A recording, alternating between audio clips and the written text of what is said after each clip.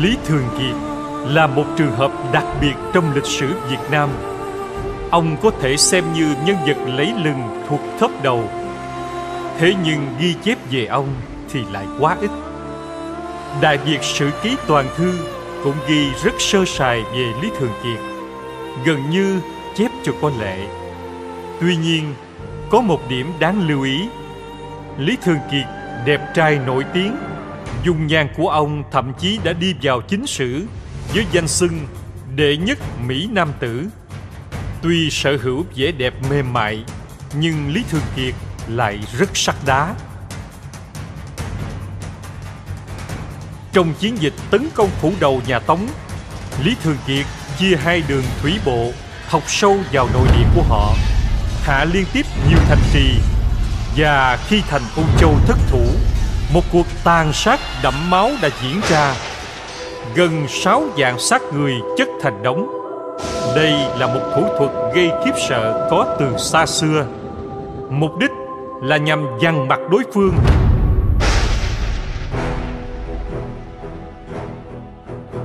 Chính vụ thảm sát này đã làm nhà Tống căm thù đến mức tuyên bố Lý Thường Kiệt là tội phạm chiến tranh và đòi giao nộp để đem ra xét xử. Các chiến dịch quân sự của Lý Thường Kiệt thường xa xôi hiểm trở và diễn ra khi tuổi ông đã cao. Điều này khá kỳ lạ vì ông tịnh thân để làm hoạn quan trong cung khá sớm, chứng tỏ Lý Thường Kiệt có một lối sống lành mạnh và thường xuyên luyện tập để thân thể cường tráng, đủ sức đối phó với nội bộ triều đình cũng như việc ngoài biên ải. Trận đánh đỉnh cao nhất của ông là trận Như Nguyệt, diễn ra khi ông ngấp nghé tuổi 60.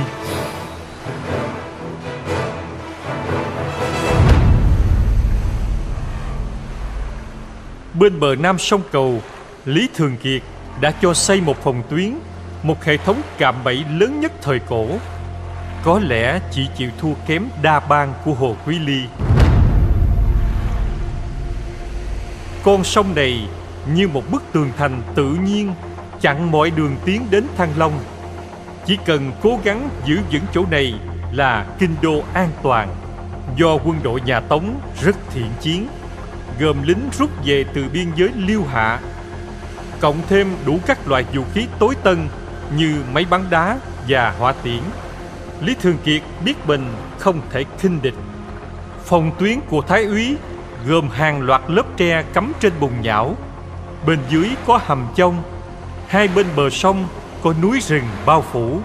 Lý Thường Kiệt hiểu rằng mình phải cầm cự để Lý Kế Nguyên chặn đánh ngoài vịnh Hạ Long, không thể để quân Tống dùng thuyền tràn như thác lũ sang bờ Nam được. Đại tướng Quách Quỳ đấu trí với Lý Thường Kiệt suốt nhiều tháng trời, từ xây dựng cầu phao tới dùng bè chở lính, trong khi kiên nhẫn chờ thủy quân tới hỗ trợ. Để rồi một đêm mệt mỏi và bất cẩn, quân Tống bị phản công.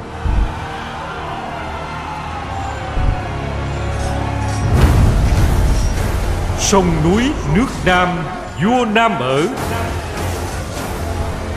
ranh ranh định phận tại sách trời. Quân Lý ào ạt xông về phía bờ Bắc, đánh phá dữ dội, đến mức ngày nay còn để lại địa danh cánh đồng sắt.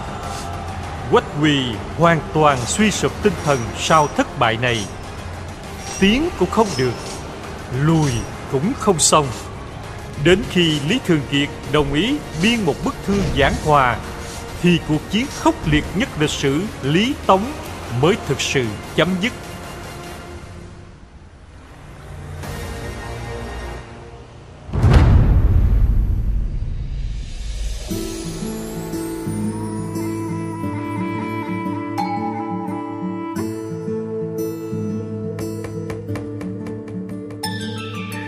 Ngoài những chiến công bảo vệ bờ cõi đầy lạnh lùng và quyết đoán, Lý Thường Kiệt đối với dân chúng lại rất hòa nhã.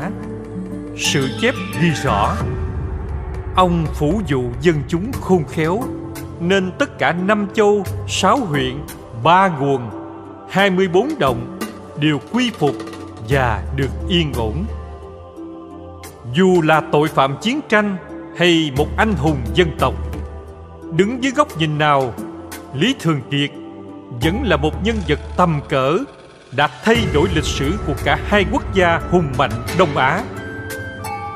Credit Phạm Vĩnh Lộc. Người đọc Đạt Phi.